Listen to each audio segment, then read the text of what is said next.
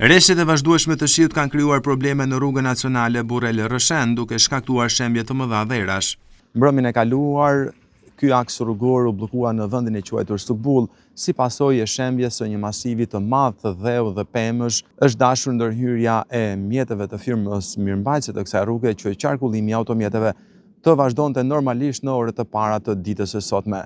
Kujtojmë se ky aks rrugor është ndërtuar rreth vitit 2013-2014 dhe që për ndërtimit të tij ka patur problematika të shumta për shkak të mungesës së mirëmbajtjes për një kohë të gjatë, por edhe tashmë që është në inventarin e autoritetit rrugor shqiptar dhe ka një përgjegjës për mirëmbajtjen e kësaj rruge, problemet vazhdojnë të jenë të shumta, sidomos në zonën e Zenishtit, të Urakës, por edhe në Perlat të Rrëshenit. Shumë automjete që po lëvizin drejt Burrelit apo Rrëshenit janë kthyer mbrapsht pasi rruga ishte pakalueshme.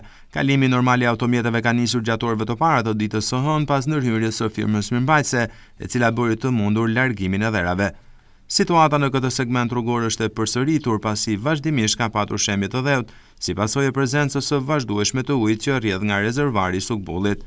Por në të njëjtën gjendje vijon të mbetet edhe segmenti pranurës së Urakës, ku ka rrëshqitje masive të dherave që deri tani kanë bllokuar gjysmën e rrugës, e shumë shpejt mund të bllokojnë gjithë qarkullimin.